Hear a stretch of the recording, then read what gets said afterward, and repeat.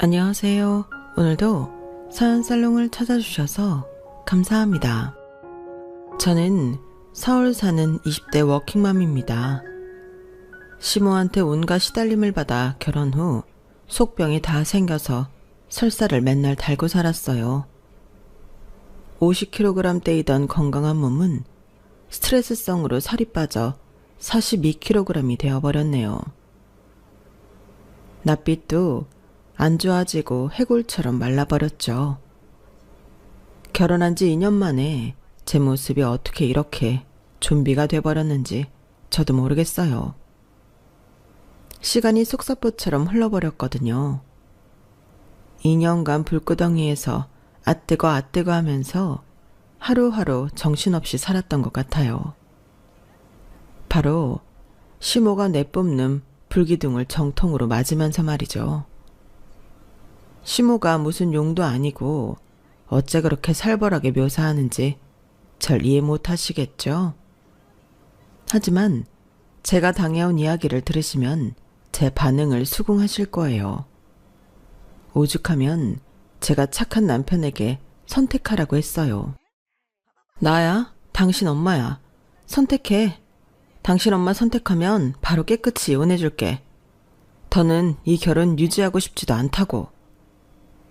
제가 독해서가 아니라 살기 위해 건넨 말이었어요.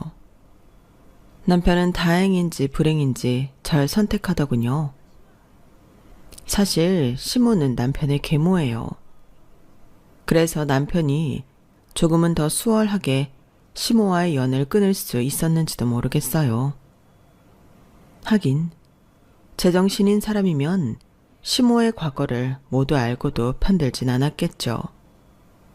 브라질로 이모부와 함께 사업차 떠났다가 얼마 전 한국으로 영구 귀국한 막내 이모가 아니었다면 시모의 과거가 다 묻히고 말았을 거예요. 막내 이모에 의해 밝혀진 사실에 의하면 시모가 저와도 예전에 참혹한 악연으로 얽히고 설킨 관계였더군요. 제 이야기를 끝까지 들어보시면 시모와 제 악연에 대해서도 알게 되실 거예요. 아마 들으시면 경악을 금치 못하실 거예요. 실제 겪은 제 자신도 아직까지 믿기지 않는 부분이니까요. 전 엄마 아버지를 일찍 여의고 당연히 힘들게 살 수밖에 없었어요. 너무 감사하게도 막내 이모가 돌봐주실 때도 있었지만 저만의 행복을 가정을 일찍 꾸려서 아이도 많이 낳고 사는 게 꿈이었어요. 그래서 정말 고난과 역경을 다 겪으면서도 가정을 꾸리기 위해 24살이란 어린 나이에 결혼을 선택했는데 행복하기만 할 줄 알았던 결혼 생활이 이런 식으로 펼쳐질 줄은 꿈에도 몰랐죠. 제가 시모 등살에 못 이겨 아기 낳고 3달 만에 직장에 복귀할 수밖에 없었다니까요. 아주 작은 소기업이었지만 사장님께서 육아휴직도 남았는데 왜 복귀하려 하냐고 먼저 말할 정도였죠. 젖은 다 떼고 한 1년 정도는 온전히 우리 딸님이 제이를 내 품에서 키우고 싶었는데 괜히 시모 말을 들은 제가 죄인같이 느껴지는 요즘입니다. 온갖 걸로 다 절 못살게 굴던 시모는 현재 죗값을 단단히 치르는 중이에요. 며느리인 절 구박한 것 때문만은 아니고 젊은 시절 개 막장으로 살아온 시모의 죗값이죠 뭐. 세상은 참 좁은 것 같아요. 특히 인구 5천만 뿐인 대한민국은 정말 몇 달이 건너면 다 아는 사람인 것만 같이 느껴지네요. 현재 제 글을 읽어주시는 분들 중엔 분명 피해자로서 고통받는 분들이 계실 거예요. 하지만 우리 시모를 보니 죄 지은 사람들은 언제 어디서라도 꼭 벌을 받게 돼 있더라고요. 나라에서 주는 벌을 받지 않더라도 나쁜 년놈들은 꼭 귀신이라도 잡아갈 테니 너무 억울해하지 않으셨으면 좋겠어요. 우리가 죄 지은 게 아니니 우린 2발 쭉 뻗고 편하게 지내자고요. 이젠 시모 얼굴을 평생 보지 않아도 된다는 생각에 콧노래가 절로 흘러나옵니다. 우리 딸 제이와 꿈같이 미련하지만 착한 남편, 그리고 든든한 막내 이모까지 가까이 계시니 내 사람들만 믿고 의지하며 행복하게 살아가려고요. 20대 중반의 다른 사람들이 한 60, 10대까지 겪은 일을 모조리 겪었으니 액땜했다 치고 이젠 즐겁게만 살아갈 거예요. 지금까지 세상 누군가가 아무리 절 짓밟고 뭉개도 잡초처럼 꿋꿋이 다시 일어났거든요. 하도 막장에 충격적인 일을 많이 겪다 보니 앞으로 어떤 고난과 역경이 닥쳐와도 단단히 이겨낼 수 있을 것만 같네요. 그런 관점에서 보면 어려움을 겪는다는 게 그렇게 나쁜 일인 것만은 아닌 듯 하네요. 그럼 지금부터 제가 겪어온 일들을 압축해서 적어볼게요. 다 풀어놓으면 아마 사연살롱에 글 수십 편을 올려도 모자랄 테니까요. 12살 이전의 제 삶은 나름대로 평안했다고 해요. 하지만 전 12살 이전의 기억이 없으니 그 평온함을 이모에게 들어서 암기할 수밖에 없었죠. 남는 건 사진뿐이더라고요. 그러니 여러분들도 사진 많이 찍어 놓으세요. 특히나 전 불의의 사고로 12살 전의 기억을 몽땅 잃어버렸기에 엄마 아빠 얼굴도 사진을 보고 알 수밖에 없었죠. 현재까지도 말이에요. 아무리 기억하려 해도 당최 생각이 안 나네요. 사고 이후 저와 함께 살게 된 이모에게 수십 수백 번을 물어봤던 것 같아요. 이모, 나 옛날 얘기 좀 해줘요. 꿈속에서도 엄마 아빠 얼굴은 안 나오더라고요. 그냥 까맣게 처리되고 말이죠. 답답해 미치겠어요. 너무 기억해내고 싶어요. 나의 어린 시절을. 이렇게 사정을 해도 이모는 얼버무리며 알려주지 않았지만 제가 어느 정도 크자 막내 이모는 결심했다는 듯이 입을 열었어요. 이제 우리 혜민이가 어느 정도 커서 다 이해할 수 있는 나이가 되었으니 말해줄게. 너희 가족은 처음엔 정말 평화롭고 행복했어. 네 아빠는 1인 기업에서 시작해 꽤 큰 규모의 중소기업으로까지 사업을 확장시켰지. 당연히 경제적으로도 여유로울 수밖에 없었어. 집에 파출부나 베이비시터, 운전기사 등 도와주는 사람을 여럿 썼지. 그러던 어느 날 너희 엄마 아빠 결혼기념일이어서 모처럼 단둘이 외식을 나갔고 넌 유모의 손에 맡겨졌지. 하필 그날 단독주택이었던 너희 집에 불이 난 거야. 집에서 일하던 사람들은 거의 퇴근한 시각이고 유모만 널 돌보고 있었는데 그 유모가 불길 속에서 널 구해줬어. 워낙 큰 화재였기에 넌 그 사고로 12살 이전의 기억을 모두 잃었지. 어쨌든 생명은 구해줬으니 너희 엄마 아빠는 그 유모에게 진심으로 감사 인사를 다했어. 고맙다고 돈도 많이 준 걸로 알고 있어. 그런데 세상 일이 참 웃긴 게 그 후로 유모가 너희 아빠랑 내연관계가 된 거 있지.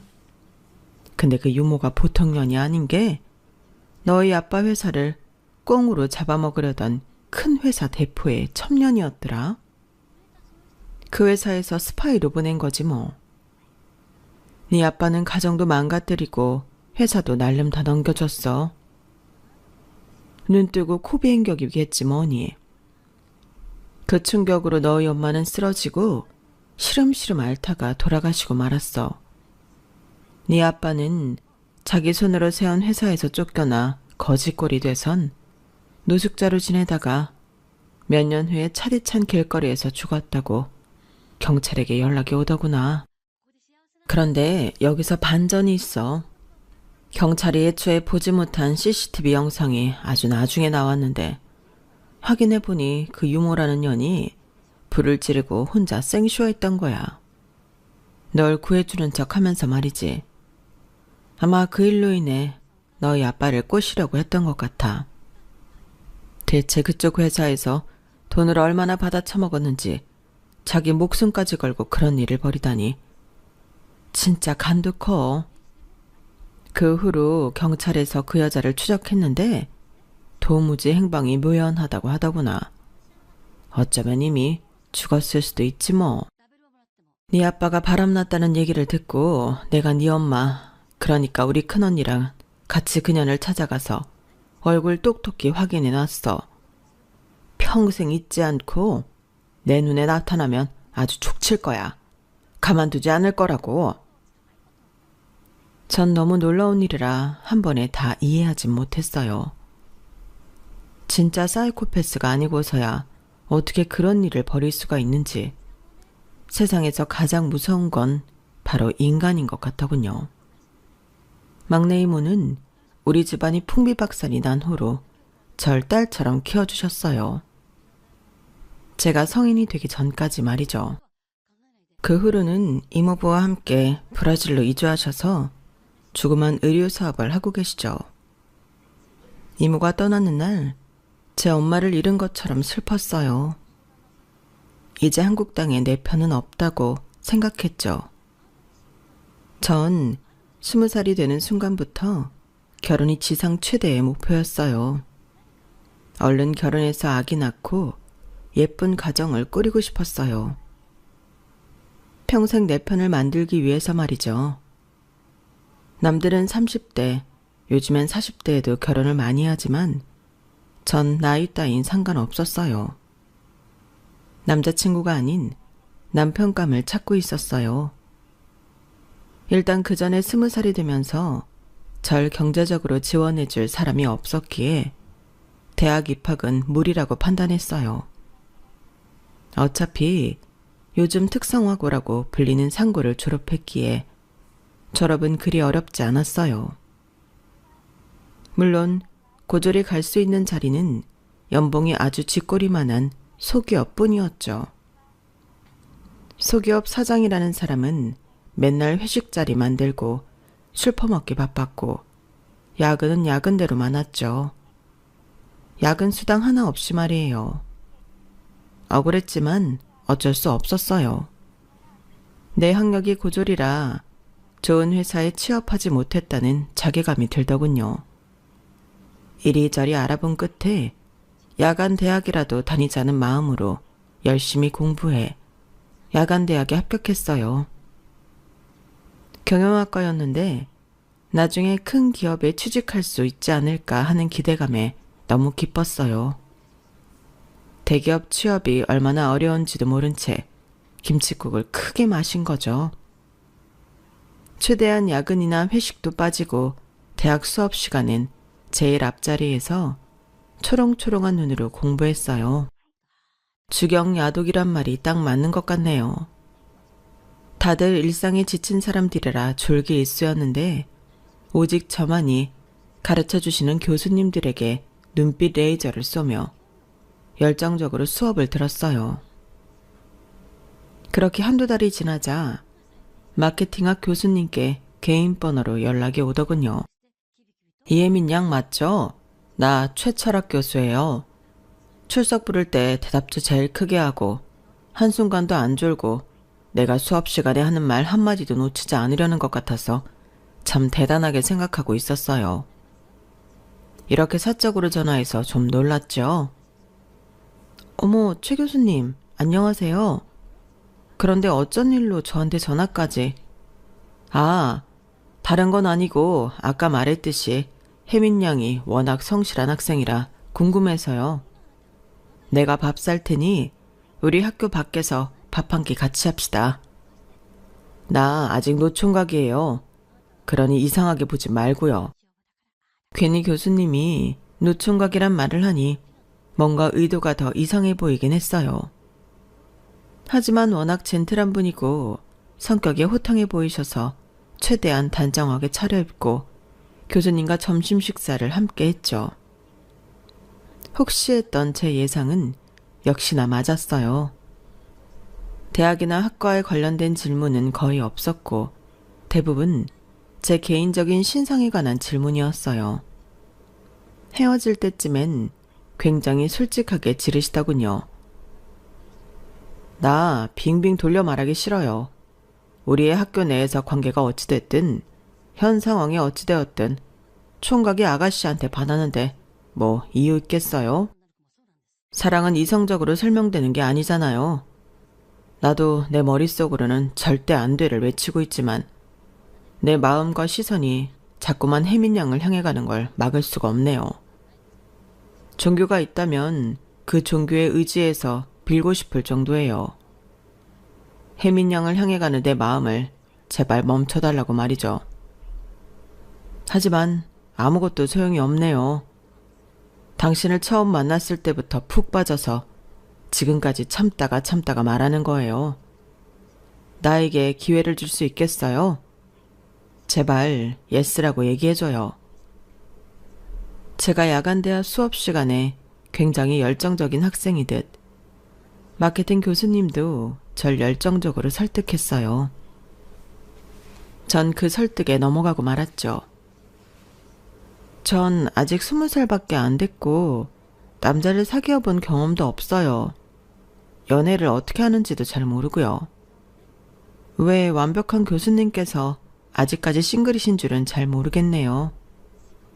여튼 절 좋게 봐주셔서 감사해요. 전 엄마 아빠 일찍 돌아가시고 마음속에 외로움과 그리움이 가득 차 있는 사람이에요. 이렇게 좋은 분께 의지하며 나아갈 수 있다면 더할 나위 없이 좋을 것 같아요. 제 대답은 당연히 예스예요. 고마워요, 혜민 양.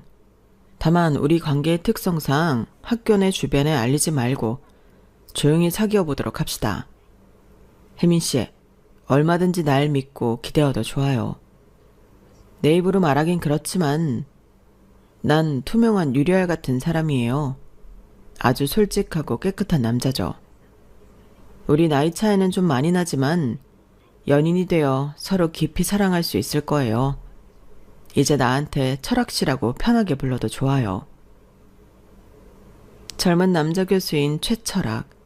이 사람과 사귀게 되고 1년간 관계를 유지하며 연애의 달콤함을 처음 경험하게 되었어요. 12살 사고 이후 집안이 몰락하면서 막내 이모가 곁에서 많은 힘이 되어주었지만 그 따스함과는 결이 다른 따뜻함이었어요. 바보처럼 그 남자에게 완전히 푹 빠져서 좀처럼 헤어나오질 못했던 것 같아요. 교수가 직업인 남친은 워낙 바빴기에 얼굴 보기도 힘들었어요. 항상 핸드폰을 무음으로 해놓는지라 전화로 목소리 듣기도 어려웠죠. 하지만 일주일에 한 번 정도 개인적으로 만나 데이트하는 동안은 절 완전히 공주로 대접해줬어요. 그 하루의 황홀함에 빠져 나머지 6일간 연락이 잘 되지 않더라도 다 이해하며 지냈던 것 같아요. 그래도 학교에서 교수와 학생 신분으로 얼굴을 볼 기회는 있었으니 말이죠. 지금 생각하면 천하의 바보가 따로 없었죠. 어쨌든 1년간의 깊은 관계의 대가로 22살이 되던 해 그의 아이를 갖게 되었어요.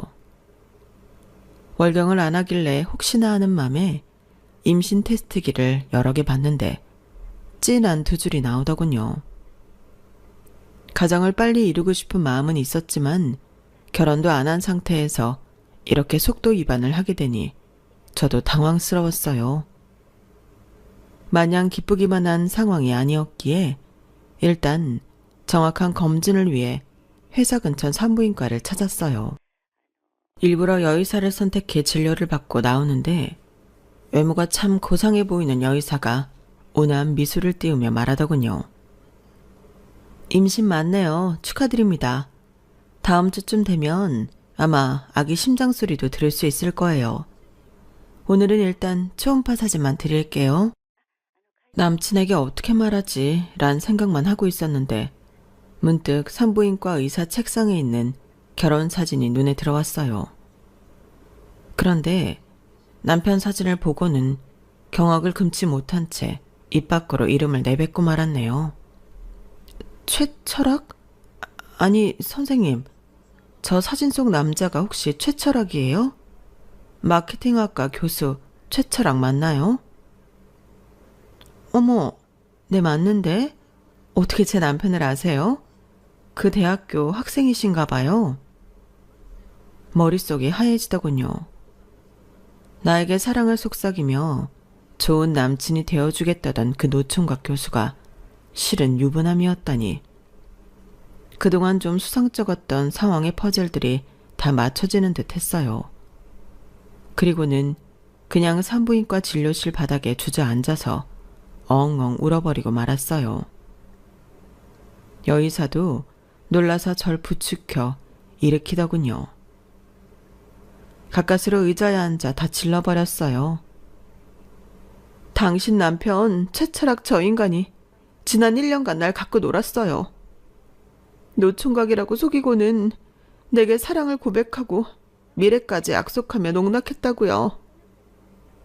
이 뱃속의 아기 저 인간 아기예요. 내 말을 들은 산부인과 의사는 쓰러져 버렸어요. 옆에 간호사가 산부인과 의사를 부축하며 제게 외쳤어요. 지금 저희 선생님도 임신 초기예요. 더 쇼크받기 전에 일단 나가주세요. 한 남자가 두 여자를 크게 농락한 사건이었어요. 그 후로 남친에게 연락조차 안 했어요. 그러나 본인 와이프한테 들었는지 며칠 후 제게 쫓아왔어요. 눈물까지 보이며 제 앞에서 무릎을 꿇더군요. 혜민아, 나 와이프한테 이혼당했어. 와이프가 임신 중이었는데 아이는 혼자 키우겠다며 몸만 나가래. 나 이 대학 교수도 와이프네 집안에서 꽂아준 건데 아마 조만간 잘릴 것 같아. 난 하루아침에 모든 걸 잃은 거야. 근데 자기도 임신했다며. 혜민아, 우리 저 멀리 도망쳐서 함께 아이 낳고 살자. 당장 짐 싸서 나와. 너 예쁜 가정 꾸리고 싶어 했잖아. 우리 아이 낳고 잘 살아보자. 어? 전 그에게 칵 퇴하고 침을 뱉어버렸어요. 금연상 정말이지 꼴도 보기 싫었죠. 뭐? 예쁜 가정? 내가 네 목소리조차 듣기 싫어서 잠자코 있었는데 지발로 감히 나를 찾아와? 너 내가 어리다고 만만해 보이냐? 이래봬도 산전수전 공중전까지 다 겪은 몸이야. 이 아이는 내 아이야. 넌 다시 네 와이프한테 돌아가든지 혼자 살든지 마음대로 해. 나 혼자 잘 키울 테니 다신 날 찾지 말라고. 하지만 남친은 막무가내였어요. 다짜고짜 절 자기 차에 태워 어디론가 막 달리더군요. 대체 이게 뭐 하는 짓이야. 날도 어두워지는데 빨리 집으로 다시 데려다 놔. 우리 관계는 이미 끝났어. 완전히 쫑이라고. 대학은 때려치더라도 내일 회사도 나가야 하고 바쁘다고. 날 놔줘. 어서. 아님 경찰에 신고해버릴 거야? 젠틀한 줄만 알았던 남친의 난폭한 본색이 드러나더군요. 나 미치는 꼴 보고 싶어서 그래? 난 너와의 관계로 인해 모든 걸 잃었어. 너마저 날 떠나면 나보고 혼자 어떻게 살으라는 거야? 그때 반대편 차선에서 휘청휘청하는 엄청나게 큰 트럭이 보였어요. 차가 고장났는지 무슨 사정인지 빵빵거리고 굉음을 내며 전력질주 해오더군요. 이내 그 큰 트럭은 우리 차량을 덮쳤고 그 후로 정신을 잃고 말았어요. 그리고 깨어나 보니 이미 한 달이 지나 있더군요. 중환자실에서 사경을 헤매다 깨어났는데 제 상태를 보고는 간호사가 속사포처럼 그동안의 일들을 보고하더군요. 깨어나셨어요. 의사 선생님 지금 오고 계세요. 그때 동승하셨던 운전자분은 그 자리에서 사망하셨어요.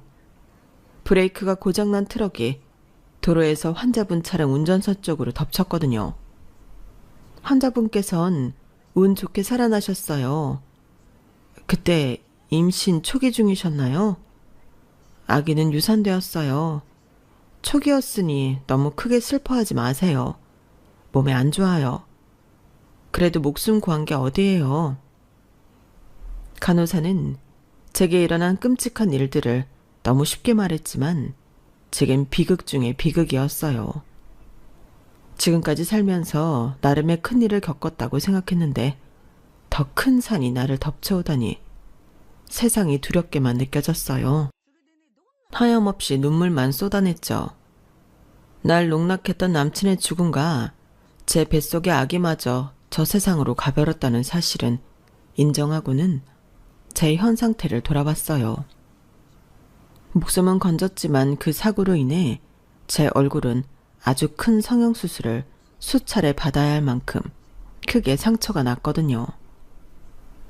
다리뼈도 아작나서 물리치료를 계속 받아야 온전히 다시 걸을 수 있었죠. 살아갈 힘이 도통나지 않았지만 그래도 살아야만 했어요. 엄마 아빠 중 누구로부터 물려받은 성격인지는 잘 모르겠지만 잡초 같은 질긴 생명력이 제 장점이었죠. 건장한 남자들도 너무 아파서 무서워한다는 재활 치료를 악소리 한 번 안 내고 받았어요. 누구한테 말하는 건지도 모를 혼잣말을 습관처럼 내뱉었어요. 세상아, 날 아무리 잡고 흔들고 짓밟아봐.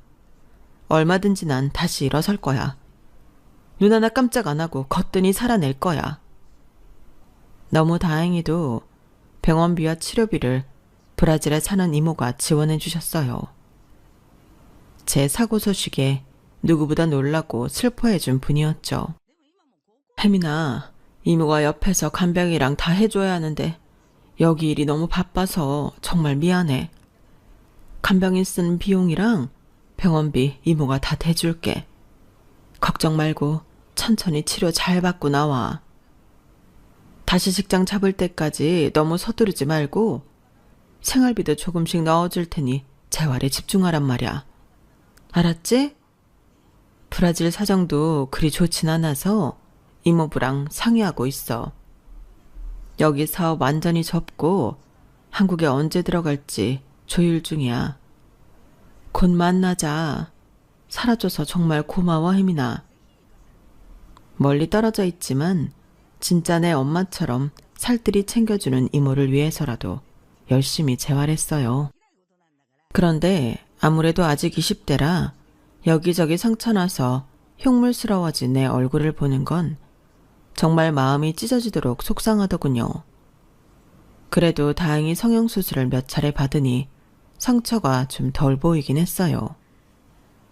대신 거울을 볼 때마다 다른 사람의 얼굴인 듯 낯설어서 깜짝 놀라기도 했죠.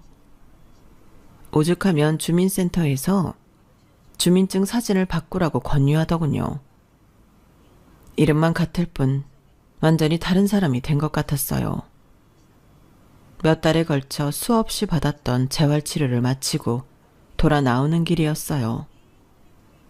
그동안 감사했다며 치료사분에게 인사를 드리고 나왔죠. 병원 1층 로비로 나와 버스를 잡아 타려는데 뒤에서 누가 부르더군요. 제 재활 담당 치료사였어요. 혜민 씨, 그 무거운 가방들을 가지고 버스 타려고요? 웬만하면 택시 타고 가세요. 이런 데다 돈 아끼는 거 아니에요. 몸 좀 괜찮아졌다고 너무 과신하지 마시고요. 아껴야 잘 살죠, 치료사님. 진짜 그동안 너무 감사했어요. 근데 퇴근하시나 봐요? 아직 퇴근 아니고 오늘은 야간 치료도 해야 해서 이른 저녁 먹으러 나왔어요. 혹시 혜민 씨가 같이 먹어줄래요? 밥은 제가 살게요. 그렇게 처음으로 병원 밖에서 식사를 함께 했어요. 곰 같은 덩치에 착한 심성을 지닌 치료사였어요. 밥을 먹으며 이 얘기 저 얘기 하는데 너무 착한 바람에 살면서 손해를 여러 번 봤더군요. 혜민 씨, 도를 아십니까? 아세요? 제가 남들 부탁을 거절 못하는 성격 때문에 그 사람들이 가자는 대로 따라간 게 한두 번이 아니에요. 참 바보 같죠? 다음 치료 시간이 다가오네요. 아쉽지만 얼른 가봐야겠어요. 혜민 씨랑 이렇게 인연을 끝내기 싫어서 일부러 쫓아나왔던 거예요. 혹시 나중에 전화드려도 될까요? 전 당연히 박시운 재활치료사에게 제 전화번호를 줬어요. 몇 달간 지켜본 결과 정말 믿음직한 분이었거든요. 그 후로 매일 연락하고 가끔 만나면서 서로 호감이 커졌어요. 한 2달 뒤 정식으로 사귀게 되었고 어느 정도 관계가 안정됐다 싶을 때 남친에게 제 과거를 모두 다 말했어요.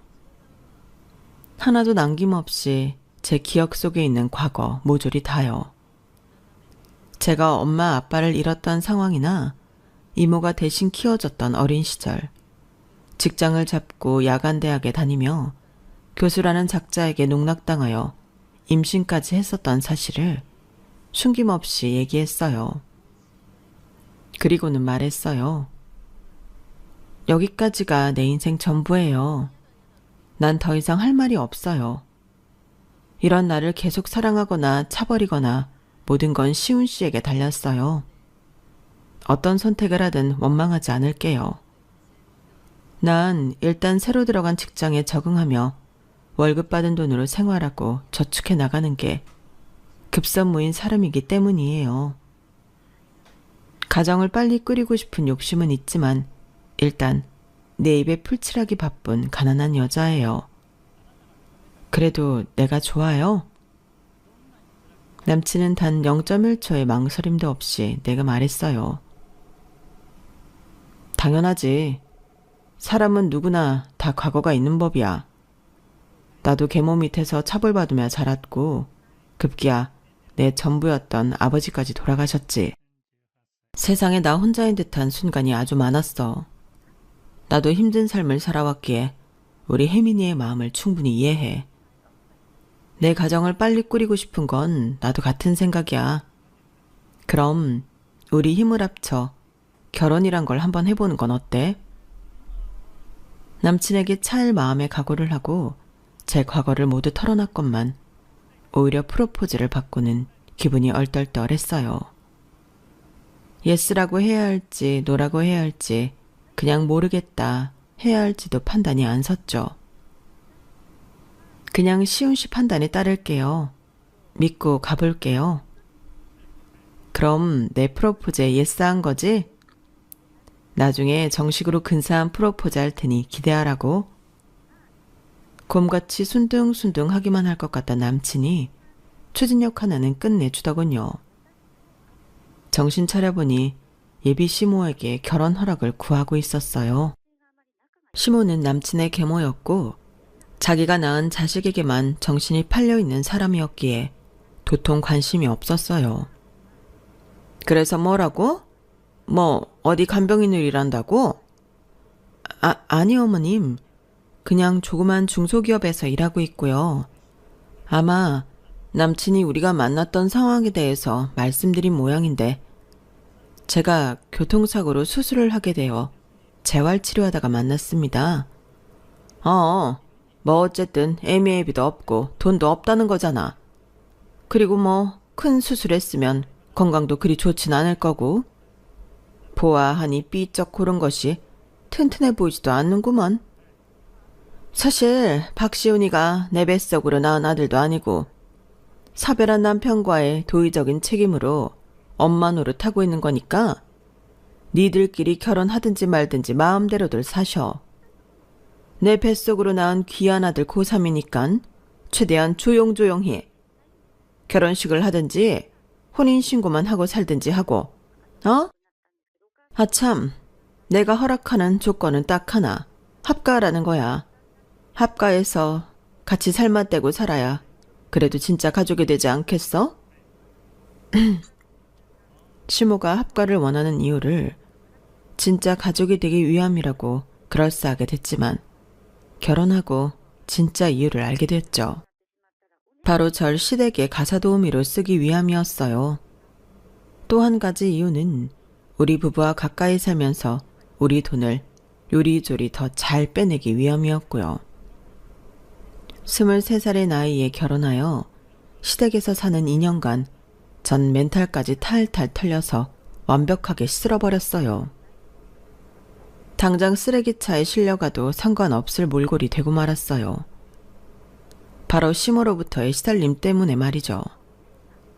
시모가 며느리인 저에게 바라는 바는 정말 컸어요. 일단 제가 첫 타자였고 제게서 돈이 나오지 않으면 자기가 낳지 않아서 별로 정도 없다던 내 남편을 찾아가서 돈을 강취했죠. 아마 제가 바로 임신이 되어 우리 딸 제이를 낳는 바람에 시모의 괴롭힘이 더더욱 힘겨웠는지도 모르겠어요. 야, 애는 세상에 너 혼자 낳아본 줄 아냐? 길 가는 엄마들 다 애 낳아본 여자들이다. 뭔 대단한 일 했다고 2주에 190만 원짜리 조리원에 들어간다고 그러냐? 그 돈이면 내 귀한 아들내미 수능 마치고 유럽 여행이나 한번 보내줄 수 있겠구만. 어머님, 제 남편 여행 보내줄 돈이니 아깝다고 쓰지 말라고 하면 덜 억울하겠어요. 맨날 도련님만 예뻐하시고 어머님 뱃속으로 낳지 않은 제 남편은 아들 취급도 안 하시나요? 그러면서 왜 저희 부부가 열심히 일해서 본 돈은 못 가져가서 안달이세요? 지금까지 뺏어간 돈이 몇 천만 원은 되겠어요. 저 이제 돈 없어요. 그리고 제가 이 집 파출부도 아니고 왜 만사까지 직장 다니면서 고생해야 하는 제가 이 집 살림을 다 해야 해요? 맨날 방구석에서 팽팽 놀며 화투나 치러 다니는 어머님이 이제 살림 다 하세요. 재산이 명절이니 다 혼자서 챙기시라고요. 저희 아기 낳으면 분가합니다. 그리고 앞으로 생활비 못 드려요. 그렇게 아세요. 그렇게 시모와 한판 붙고 겨우 분가에서 나왔어요. 시모에게 저희들 분가보다 더 무시무시한 건 바로 생활비를 끊겠다는 거였죠. 그런데 따박따박 주던 생활비를 더 이상 주지 않는데도 시모로부터 불평불만이 담긴 연락이 없더군요. 전 혹시나 하는 마음에 남편에게 물었어요. 여보, 우리 어머님께 생활비 더 이상 드리지 않기로 했잖아. 계모인 어머님이 당신 어렸을 때 제대로 키워주시지도 않았다며. 근데 연락 없는 게 이상하네. 당신이 어머님께 몰래 생활비 드리는 거 아냐? 거짓말을 못하는 남편은 크게 놀라며 이실직고했어요. 어떻게 알았어? 어머니가 나한테 돈 없다고 죽는 소리 하시길래 내가 좀 보태드리고 있었어. 아이의 생활비 끊어버리는 건 너무 매정한 것 같아서 말이야. 뭐? 이 등신아. 이미 어머니께 갖다 바친 돈만 해도 몇 천만 원인데 또 뜯기려고 작정했어? 어머님은 내가 우리 제이 낳고 3개월 만에 돈 벌으라며 억지로 직장 복귀시킨 사람이야. 나도 바보 천치고 돈 모아야겠다는 생각으로 복직하긴 했지만 피덩이 같은 제이 어린이집에 맡기고 출근하는데 얼마나 피눈물 난 줄 알아? 맨날 이용만 당하지 말고 정신 차려 이 양반아. 미안해 자기야. 내가 어느 시점 되면 알아서 딱 끊을게. 내가 어머니랑은 피가 안 섞였지만 내 동생이랑은 그래도 배다른 형제잖아. 대학 다니는데 등록금도 비싸니까 형인 내가 조금 보태준다 생각해야지 뭐. 배다른 동생까지 챙기는 남편의 마음씨에 제가 뭐라 할 순 없었어요. 더 이상은 시모 쪽 신경 쓰고 싶지도 않았죠. 지금 당장 회사 다니며 우리 애기 뒷바라지까지 해야 하는 게 너무 정신 없었거든요. 하지만 시모는 끈질기게 제게 며느리 요구를 해왔어요. 제가 보기엔 딱히 뼈대 있는 집안도 아닌 것 같은데 웬 조상들 제사를 그리도 거창하게 지내는지 이해할 수 없었죠. 그날은 특히 전날 지인 결혼식에 갔다가 육회를 먹은 게 이상했는지 장을 쥐어짜듯 너무 아프더라고요. 아래 위로 다 쏟아내고 노란 위에까지 다 쏟아내자 결국 응급실을 갈 수밖에 없었어요. 급성 장염이었죠. 남편은 아이를 어린이집에 데려다주고 재활 치료 스케줄이 꽉 차 있었기에 출근을 꼭 해야 했어요. 일반 직장인과는 달랐죠. 남편이 시모에게 SOS를 치라고 했지만 그렇게 하긴 싫었어요. 전 몇 달 전에 브라질 생활을 접고 완전히 한국으로 귀국한 이모에게 잠시 보호자 역할을 부탁드리기로 했어요. 그런데 시모가 이모보다 더 빨리 왔더군요. 남편이 굳이 시모에게 말한 모양이었어요. 야, 조상 제사만큼 중요한 일이 어딨니? 지금 나랑 집에 다시 가자꾸나. 제사상 차리고 다시 와서 입원하든지 말든지 하면 될 거 아냐. 하, 나이롱 환자인지 알게 뭐람? 어머님, 지금 아픈 사람 앞에서 그게 할 소리예요? 죽은 사람 위하는 제사만 중요하고 산 사람은 나이롱 환자 취급해요? 다 어머님같이 거짓부렁만 일삼는 것처럼 보여요? 저 진짜 아파서 왔다고요. 여기 차트 안 보이세요? 급성 장염이라고 적혔잖아요.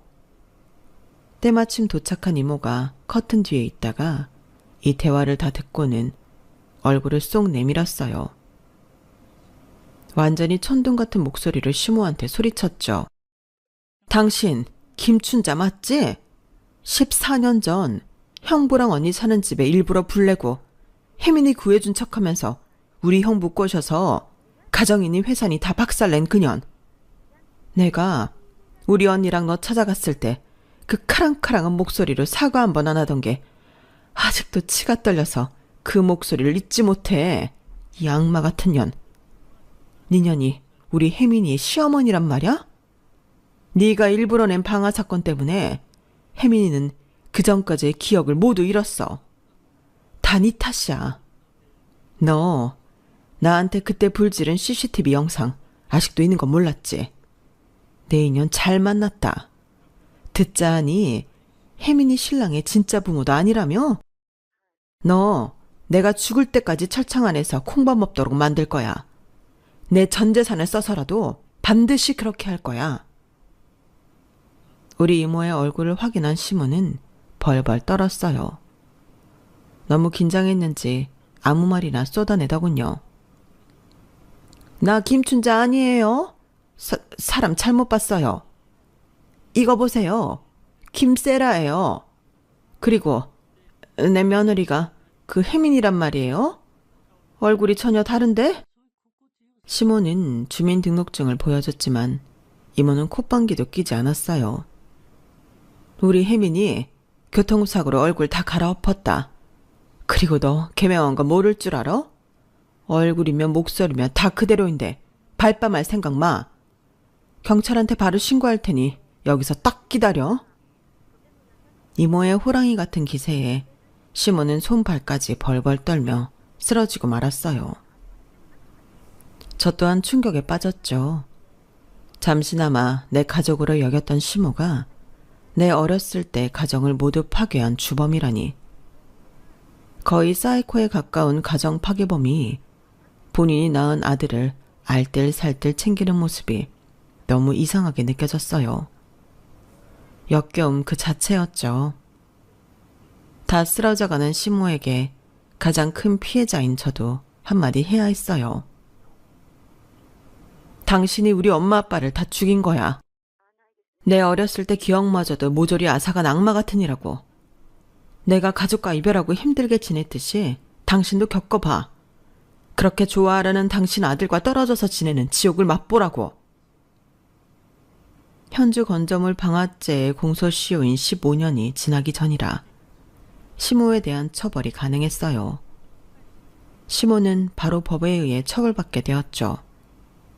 이모가 한마디 보태더군요. 박서방이 배다른 동생을 챙긴다고?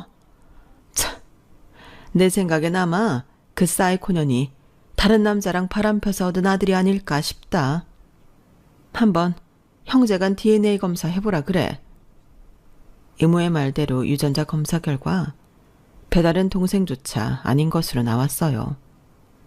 그냥 생판 남이었던 거죠. 이 일의 내막을 모두 알게 된 남편 또한 충격에 빠져였어요. 계모였던 시모며 피가 섞인 줄 알았던 동생과도 연을 끊겠다더군요. 이로써 모든 사건이 종식되었어요. 더 이상 이보다 더 큰 일이 제 인생에 닥치지 않았으면 하는 바람뿐입니다. 아무리 잡초처럼 다시 일어서는 생명력 강한 저라고 하지만 2번 다시 겪기에는 너무 끔찍한 일이거든요. 여전히 기억나지 않은 어린 시절과 방화 사건, 엄마 아빠의 죽음과 첫 번째 남친에게 농락당한 사건 등 다른 사람들이 한 7, 80년에 걸쳐 겪는 일들을 한꺼번에 다 겪은 것 같아요. 그래도 좋게 좋게 생각해야겠죠? 액땜했다 치려고요.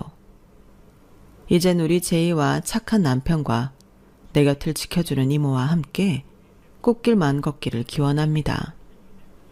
열심히 살고 밤에 잘 때, 눈 감을 때 별 탈 없는 인생이 최고라고 하잖아요. 무탈한 인생 속에서 소박한 행복을 찾으며 착하고 정직하게 살아가겠습니다. 지금까지 제 이야기에 경청해 주셔서 정말 감사드려요. 복 받으실 거예요. 건강하세요. 여러분, 사연 댓글에 응원과 현명한 조언 부탁드려요. 좋아요와 구독은 저에게 큰 힘이 됩니다. 오늘도 좋은 일 가득하세요.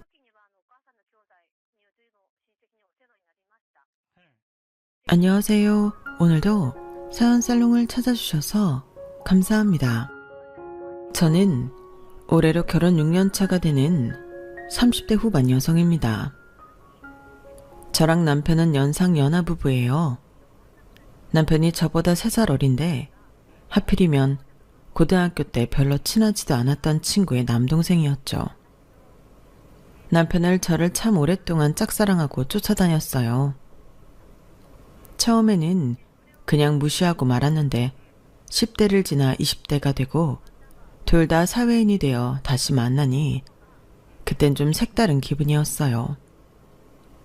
제가 알던 어린 남자애가 아닌 건장한 청년이 되어 있더라고요. 그렇게 남편과 다시 재회를 했던 날은 저에게도 잊을 수 없는 날인데 장소는 오랜만에 옛날에 살던 동네에 가서 친구들을 만나 호프집이었어요. 제가 대학에 들어가고 난 뒤 저희 집이 이사를 가서 그 동네는 참 오랜만이었거든요. 친구들도 오랜만에 살던 곳을 한번 가보자고 해서 갔던 날이었는데 그쪽 동네에 쭉 살던 남편과 재회를 했어요. 오랜만에 본 남편은 한눈에 알아보지 못할 만큼 많이 변해 있었는데 저는 변한 게 없는 건지 남편이 저를 한눈에 알아보면서 저희의 인연은 다시 시작되었어요. 그리고 농담인지 진담인지 남편은 저를 향한 마음이 여전했기 때문에 다른 여자도 못 만나고 있었다고 능청을 떨었는데요. 옛날 같으면 질색했을 오글거리는 멘트인데 그날은 그 말이 싫지는 않았어요. 하지만 그렇다고 남편의 마음을 바로 받아줄 수는 없었는데요. 그 이유는 따로 있었죠. 남편의 누나가 저랑 별로 사이가 안 좋았기 때문이었어요. 왜 학교 다닐 때 수업 시간에 공부는 하지 않고 자기 얼굴 치장하고 남자만 좋아하는 여자애들 있잖아요. 남편의 누나가 딱 그런 애였거든요. 그리고 저는 학급 반장으로 늘 학급 활동에 비협조적인 그 아이가 눈에 가시 같은 존재였는데 하필이면 남편이 그 친구의 동생이었어요. 물론 그 친구의 동생이라 처음 알게 된 것도 있긴 했지만 이미 제가 너무 싫어하는 애의 동생이었기 때문에 별 뜻 없이 비호감이었어요. 그때 당시 남편도 살짝 껄렁껄렁해 보였거든요. 개인적으로 그런 스타일을 딱 싫어하던 저는 그 남매를 좋아할 수 없었는데 다시 재회한 남편의 모습에는 그런 스타일은 보이지 않았어요. 단정하게 입은 옷과 머리 스타일이 솔직히 제가 좋아하던 스타일이었는데 그래도 오랜만에 봐서 몇 마디 나누다 보니 사회 초년생이긴 했지만 멀쩡한 회사도 다니고 있더라고요. 그리고 다른 사심 없이 나중에 밥이라도 사주겠다고 인사치레 같은 말을 하며 명함을 줬는데 그 뒤로 정말 남편이 밥을 사달라고 연락을 해서 밥을 사주게 되었어요. 예전 드라마에 밥 잘 사주는 예쁜 누나라고 있었잖아요. 저는 뭐 예쁜 누나까지는 아니었지만 아는 동생이니까 몇 번 밥을 사주게 되었죠. 그런데 그러는 사이 제가 선입견을 갖고 봐서 그런지 남편은 꽤나 제가 생각한 것과 다르게 괜찮은 사람이었는데요. 안 된다고 아무리 생각해도 마음이 점점 남편에게로 기울더군요. 그리고 여전히 제가 좋다는 남편은 그야말로 밀당이라도 모르는 건지 무조건 저에게 직진이었는데 그 박력에 제가 지고 말았죠.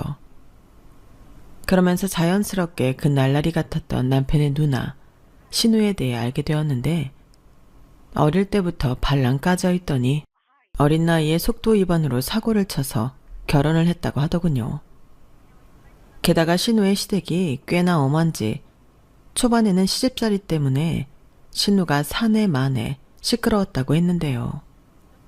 그래도 인연은 인연인 건지 위태위태해도 결국은 애 둘 낳고 잘 살고 있다고 들었어요. 게다가 아이 둘이 연년생으로 천생연분이 따로 없다며 남편이 말했는데 덕분에 시어머니, 그러니까 신우의 친정엄마가 애 봐주느라 고생을 많이 하셨다고 하더라고요. 정말 그때 우리 엄마는 광복을 맞이한 독립군 같았어. 얼마나 좋아하던지 아주 입꼬리가 내려올 생각을 하지 않더라고. 우리 누나만 울상이었지. 친정하고 멀리 살면 이제 자기 애들 자기가 봐야 하니까. 그게 그렇게 싫은가 봐. 자기가 낳은 자기 애인데. 정말 내가 내 얼굴에 침 뱉는 거 알지만 나는 우리 누나 같은 여자 딱 싫어. 우리 누나 걸핏하면 매형한테 거짓말하고 우리 집에 애들 맡기고 나이트 간 거 알아? 자기 친구들은 시집 안 간 처녀들이니까 그 친구들이랑 놀아야 한다고 말 같지도 않은 소리를 했어. 아빠 알면 뒤집어진다고 나랑 엄마만 알고 있었는데 정말 입이 간지러워 죽는 줄 알았다니까. 나도 남잔데 내 와이프가 그런 생각하면 싫잖아. 그뿐인 줄 알아? 어느 날은 말도 하지 않고 애만 맡기고 자기 친구들이랑 2박 3일 제주도 여행 간 적도 있다. 우리 엄마 진짜 불쌍하지 않아? 정말? 걔 정말 대박이다. 학교 다닐 때도 하는 짓 보면 골 때렸는데 애 엄마가 되어도 달라지지 않는구나? 이런 말 기분 나쁠지 모르는데 니네 누나 학교 다닐 때도 진짜 유명했어. 무슨 연예인 한다고 밀가루 귀신처럼 화장을 허옇게 하고 교복 줄여서 터질 것처럼 입고 다녔는데 나중엔 진짜로 터졌다니까. 나 그거 알아. 그래서 그 교복 때문에 우리 누나 엄마한테 뒤지게 맞았잖아. 공부도 안 하는데 교복 다시 사야 하냐고. 진짜 먼지나게 맞았다. 그래? 그래서 결국엔 교복 안 사고 체육복만 입고 다녔구나? 근데 그게 전혀 나아지지 않았다는 거네. 그런 거 보면 사람은 정말 안 변하나 봐. 그런 게 그렇게 쉽게 변할 리가 없지. 그래도 뭐 집신도 짝이 있다고 결혼해서 애 낳고 잘 살잖아. 매형이 모르는 게 약이야. 그래, 그런 거 보면 진짜 신기해. 인연이라는 거 진짜 있나 봐. 그럼 있지. 그러니까 우리가 이렇게 다시 만났잖아. 나는 우리가 다시 만날 줄 알았어. 내가 기다린 보람이 있지. 근데 누나는 언제 내 마음 받아줄 거야? 뭐? 너 아직도 나 좋아해? 난 농담하는 줄 알았는데. 너 나 놀리는 거면 죽는다. 내가 왜 그런 걸로 장난을 쳐. 나 진심이야. 진심 아니었던 적 한 번도 없다니까. 남편은 이렇듯 늘 대화의 기승전 고백으로 저에게 늘 한결같은 마음을 표현했어요. 그리고 어림도 없다고 생각한 제 마음도 시간이 지나면서 흔들리기 시작했는데요. 남편의 마음을 받아주지 못했던 이유는 한 가지였죠. 제가 싫어하는 기집애의 동생이라는 것이 저에겐 넘을 수 없는 산처럼 느껴졌어요. 하지만 안 된다고 생각하면 더 끌리는 게 마음인 건지 제 마음도 점점 남편을 향해 기울었는데 나중엔 내가 결혼을 하겠다는 것도 아닌데 뭘 이런 고민을 하고 있나 싶었어요. 그래서 마음이 가는 대로 남편과 연애를 시작하게 되었고 연애를 하는 동안에는 남편이 딱히 저보다 어리다는 그런 느낌은 받지 않았어요. 오히려 그동안 했던 연애와 다르게 남편이 저에게 엄청 잘해줘서 좋았는데 그런 좋아하는 마음이 커지면 커질수록 또다시 고민이 찾아왔는데 연애의 끝이 결혼은 아니지만 제 나이가 나이인 만큼 저도 결혼에 대한 생각을 많이 하게 되었어요. 그때도 물론 남편은 무조건 저랑 결혼하겠다는 마음이었는데 결혼하면 그땐 정말로 꼴도 보기 싫은 그 기집애를 가족으로 봐야 하니 그건 정말 싫더라고요. 하지만 남편과 헤어지는 건 더 싫었기 때문에 저는 늘 행복하면서도 고민이 많았는데요. 타이밍도 딱 좋게 저희 집에서 결혼하라고 저를 달달 볶기 시작했죠. 그때가 제 나이 갓 30이었어요. 저는 저희 집에 장녀로 7살 나이 차이가 나는 남동생이 있었는데 부모님은 그동안 뿌린 경조사비가 많다며 저에게 만나는 사람이 있으면 하루라도 빨리 시집을 가라고 성화를 부리셨어요. 심지어 제가 만나는 남자가 연하에 제 여자 동창생의 동생이라는 걸 알았을 때는 어린 남자랑 살면 더 좋지 않냐고, 시누이가 동창생인 게 뭐가 대수냐고 이미 남편을 당신 사위로 생각했어요. 그리고 남편이 처음 저희 집에 인사를 왔을 때는 저한테 잘하는 모습을 보고 결혼이 거의 확정된 것처럼 신서방이라고 불렀는데 제 얼굴이 화끈거려 죽는 줄 알았어요. 하지만 연애를 하면서 제 나이 30이 넘었는데 그때는 더 늦기 전에 결혼을 해야 하지 않을까 고민도 하게 됐는데요. 그런 이유로 저는 남편과 결혼을 결심하게 되었어요. 그리고 대망의 상견례 날엔 불편한 시누와의 재회를 하며 살짝 파혼의 위기가 오기도 했는데요. 그렇게 저를 보고 갈구더라고요. 자기가 손이 시누니 형님이다 이거였죠. 하지만 시부모님 인상은 참 좋았는데 시는 그 기집애만 아니면 나쁠 것이 없겠다 싶었어요. 하지만 그것도 어디까지나 잘 몰라서였는데 팔은 안으로 굽잖아요. 며느리보다는 당연히 당신 딸이 더 중요하겠죠. 게다가 상견례 자리에서 신우가 먼저 기고만장해서는 자기 엄마한테 저에 대한 이야기를 함부로 하기 시작했는데요. 진짜 세상 좁다. 어떻게 네가 내 동생이랑 그렇고 그런 사이가 돼서 우리 집에 시집을 오냐? 엄마, 제 성격 진짜 지랄 맞아. 융통성도 없고 잘난 척은 또 얼마나 하는데. 은호제 분명히 꽉 잡혀 살 텐데 엄마 그래도 괜찮아? 엄마 아들 뺏기는 거야. 잘 생각해. 뺏기긴 뭘 뺏겨. 나는 얼른 다 털어버리고 홀가분해지고 싶어. 그리고 둘이 좋다고 하는데 안 시킬 이유가 뭐가 있냐? 너야말로 그 입 좀 닫아. 그래, 누나 진짜 유치하게 왜 이래. 사람 면전에 두고 이게 무슨 매너야? 누나가 내 여자친구한테 자격지심이 있어서 싫어하는 건 잘 알겠는데 괜한 이간질 하지 마. 조금 있으면 장인 장모님 오시는데 누나가 그러면 집안 망신이야. 뭐래? 저기 눈깔이 삐어서. 너는 너보다 나이도 많은데 제가 왜 좋냐? 좋아하는데 왜가 어딨어. 나는 그냥 다 좋아. 좋아서 미쳐 죽어. 그러니까 삼자는 빠지라고. 정말 시끄러워서 못 살겠네.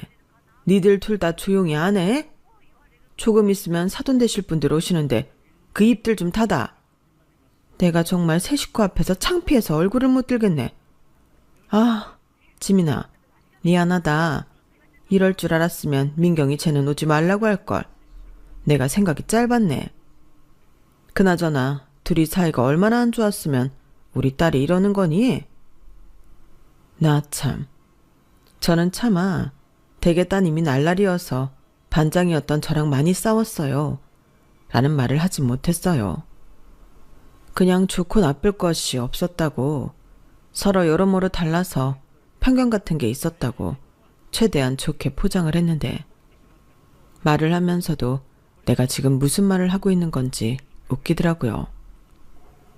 그리고 그날은 무슨 정신인지 모르게 상견례를 마쳤는데, 다행히 저희 부모님이 상견례 장소에 도착하고 우려했던 신우의 입방정은 없었고, 이걸 고맙다고 해야 하는 건지 모르겠지만 저희 두 사람은 상견례 자리를 시작으로 본격적인 결혼 준비에 들어갈 수 있었어요.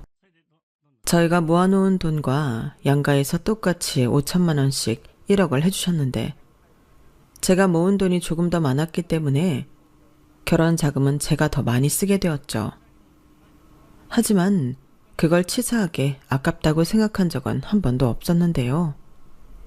어차피 한 가족이 되어 함께 사는데 네 돈 내 돈 따질 필요는 없다고 생각했어요.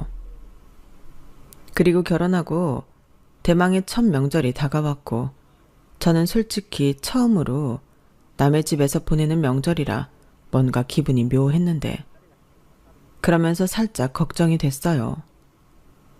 저희 친정은 진작부터 저희 할머니가 제사나 차례 같은 걸 전부 절에 맡기셨는데, 그래서 명절이면 온 가족이 여행을 가거나 각자 집에서 편하게 쉬었거든요. 그런데 반면 남편한테 들어보니 시댁은 명절을 그야말로 제대로 지내는 집이었는데요. 어릴 때 저희 엄마가 명절이면 고생하던 걸 많이 봐서인지 겁이 났던 게 사실이었죠. 그때 당시 먼저 시집을 간 친구들이 저한테 겁을 많이 주기도 했어요. 야, 명절이면 며느리들은 그냥 일꾼이야. 진짜 후손인 남자들은 술 먹고 놀고 자빠져 있고, 시어머니도 며느리 보면 이제부터는 자기도 편하게 지내겠다고 며느리만 시키는데 진짜 서럽다. 나는 첫 명절에 엄마 보고 싶어서 울었잖아. 라는 식의 말을 정말 많이 들었는데, 평소 시부모님이 그렇게 몰상식한 사람들이 아니라고 생각했던 저는 반신반의했어요. 하지만 명절이 끝나면 이혼율이 치솟는다는 말을 들었을 때는 저도 이만저만 걱정이 아니었는데요. 그야말로 겁을 제대로 집어먹었죠. 저는 할 줄 아는 것도 없었으니까요. 그저 시키면 시키는 대로 할 생각이었는데, 잔뜩 긴장하고 있는 저에게 남편이 그랬어요. 뭘 그렇게 한숨을 쉬어. 우리 집 명절 그렇게 거창하게 안 해. 그냥 간단하게 남들 하는 것만큼만 하지. 전 부치고 음식 몇 가지 해서 차례 지내고 식구들끼리 먹고 땡이야. 걱정할 필요가 없다니까. 라고 하는데, 남편이 하도 자기 말을 믿으라고 하니 믿고 싶었죠. 하지만 시어머니의 전화에 저는 남편의 말을 마냥 믿을 수는 없었는데요. 지민아, 나다. 다음 주에 명절이잖아. 며느리는 원래 명절 연휴 하루 전에 오는 거다. 차례 지낼 음식 해야지. 라고 하셨는데, 뭘 얼마나 하시길래 명절도 되기 전에 오라고 하실까 걱정이 됐어요. 그리고 남편한테도 정말 간단히 하는 거 맞냐고 한 소리 했는데요. 남편은 조금 당황한 듯 하더니 여차하면 자기가 도와주겠다고 큰 소리를 뻥뻥 쳤죠. 그런데 막상 명절 하루 전날 시댁에 가니 어마어마한 양의 음식 재료가 저를 기다리고 있었는데, 그때는 남편도 많이 놀란 눈치였어요. 제 눈치를 살살 보며 엄마, 뭐가 이렇게 많아? 우리 원래 이렇게 안 하잖아. 라고 했는데요. 시어머님이 남편 말에 정색하며 그러셨어요. 무슨 소리야. 우리 원래 이렇게 했어. 그동안 엄마가 혼자 다 하느라 얼마나 힘들었는데. 네가 몰라서 하는 소리야. 괜히 안 하던 참견하지 말고 거실에서 네 아빠랑 TV나 봐. 냉장고에 술 있으니까 갖다가 마시고. 지민아, 저기 앞치마 있으니까 그거 입어라. 저는 시어머니의 말을 듣고 한 가지 생각밖에는 들지 않았어요. 속았다. 난 오늘 죽었다. 이런 생각뿐이었는데, 앞치마를 입으니 그때부터는 시어머님이 정신없이 이거 해라 저거 해라 지시가 떨어졌어요. 그리고 시어머니가 하시는 행동을 보니 남편 말처럼 평소에는 간단히 하다 며느리 봤다고 이것저것 욕심을 낸 티가 났는데요. 어차피 일은 벌어졌고 결혼하고 첫 명절이니 괜히 밉보일 필요가 없어. 저는 이 고비를 잘 넘겨보자 긍정적으로 생각했어요. 시어머니도 이렇게 몇 번 하다 보면 당신도 힘들어서 줄이실 거라고 생각했거든요. 그리고 저는 정말 음식을 할 줄 아는 게 없어서 혼자 단독으로 뭘 할 수도 없었는데요. 에휴, 시어머님이 한숨을 쉬시더니 저한테는 주방 한쪽에서 전을 부치라고 하셨어요. 그나마 저는 뒤집기만 하면 되니까 상대적으로 쉽다고 생각했는데 익었는지 덜 익었는지 분간도 가지 않고 기름도 튀고 종류와 양도 많으니 허리랑 다리도 아프고 너무 힘들더군요. 제가 무슨 전집에 취직한 것도 아닌데 전기팬에 붙여야 할 전이 끝도 없이 밀려왔어요. 시어머니가 어찌나 손이 빠른지 제 앞에서는 어느덧 자기 순서를 기다리는 식재료가 한가득이었는데 절로 한숨이 나왔었죠. 그러자 시어머님이 조상님한테 올릴 음식 하면서 한숨 쉬는 거 아니다. 괜히 부정 탄다. 라며 눈치까지 주셨는데 이게 말로만 듣던 며느리가 감당할 명절이구나 싶었어요. 하지만 세상 모든 며느리들이 명절을 이렇게 보내는 건 아니었는데 그 중에 한 명이 바로 저희 신우였죠. 제가 한참 전을 부치느라 정신이 없을 때 신우가 김치통 같은 걸 들고 나타났는데 글쎄 자기는 친정에서 명절 음식을 싸가겠다고 하더라고요. 그러면서 저한테 야 김지민 아니지 올케 결혼하고 첫 명절 소감이 어때? 음식은 좀 해봤나? 명절 음식은 안 해봤지? 이참에 전 좀 잘 부쳐봐. 대신 예쁘게 잘 부쳐야 해. 나 그거 가지고 우리 시댁 갈 거거든. 라고 했는데 성격 같아서는 들고 있던 뒤집개를 확 던져버리고 싶었어요. 하지만 저보다 남편이 먼저 나서서 자기 누나한테 한 소리 했는데 제가 하고 싶은 말을 그대로 해줘서 다행이라면 다행이었죠. 누나 너는 양심도 없다. 같이 하고 누나가 한 걸 가져가야지. 어떻게 우리 와이프가 만든 걸 가져간대? 야, 나도 할 일 있어. 엄마도 와서 나물도 무치고 튀김도 할 거거든? 저는 이미 올케가 하고 있으니까 그렇지. 좁아 터진 주방에서 둘이나 앉아서 전을 부치리? 알지도 못하면서. 그래, 나는 모른다. 그래도 내 와이프 힘들게 하는 건 못 참아. 지랄하네. 올케는 좋겠다. 저렇게 앞뒤 분간도 하지 않고 올케 편드는 남편이 있어서. 우리 엄마 서러워서 어째? 그래, 나 서럽다. 아들 새끼 키워봤자 소용없어. 아까 왜 이렇게 많이 하냐고 나한테도 한 소리 했어. 진짜? 아주 애처가 나셨네. 아니지, 올케가 내 동생한테 뭐라고 한 거 아니야? 내 말이 맞지? 그런 적 없고요. 저 사람이 명절 간단히 한다고 걱정하지 말라고 했는데 생각보다 뭐가 많으니까 자기도 민망해서 그런 거예요. 결국에는 올케 눈치 본 거네. 평소에 얼마나 내 동생을 잡고 살면 그래? 저는 신우의 말에 저도 모르게 두 손에 힘이 꽉 들어갔어요.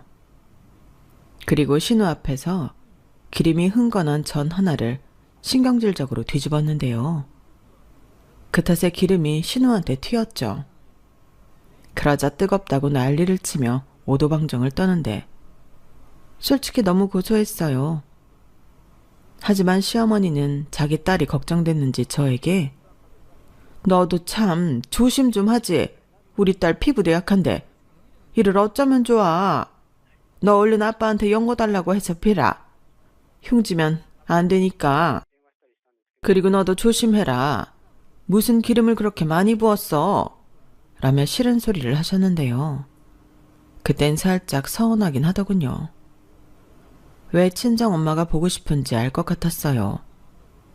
그리고 신우는 하는 일도 없으면서 이것저것 더럽게 많이 싸갔는데 시어머니도 뭐라고 하지 않으셨어요. 오히려 하나라도 더 챙겨주라고 하셨는데 나중엔 당신도 저보기 민망하셨는지 쟤네 시어머니가 몸이 안 좋으셔서 3년 전인가 그때부터 며느리들한테 음식 해오라고 해. 그러면서 그렇게 이건 맛이 없다, 이건 모양이 안 예쁘다 트집을 잡는다고 하는데 제 동서가 음식을 그렇게 잘 안 된다. 그래서 맨날 비교당하고 그런다고 해서 나도 어쩔 수 없이 도와주는 거야. 네가 이해해라 라고 하셨는데요. 이해는 개뿔. 그 순간에는 그 집 식구들 전부 얄미웠죠. 제 눈치를 살살 보며 이러지도 저러지도 못하고 시아버님과 술 먹고 자빠져 자는 남편도 꼴보기 싫었어요. 그런데 더 대박은 다음날, 그러니까 명절 하루 전날 저녁, 남편은 집에 가서 편하게 자고 저는 가지 말라고 한다는 거였는데요. 너는 새벽에 일어나서 나랑 차례 지낼 준비해야지. 쟤는 그냥 시간만 맞춰오니까 가서 편하게 자라고 하고, 너는 방에 이불 깔아줄 테니까 거기서 대충 눈 좀 붙여. 어차피 1년에 명절이라고 2번밖에 없는데 2번 정도는 고생할 수 있지. 나도 하는데. 어머니, 그래도 그건 좀. 제가 내일 일찍 올게요.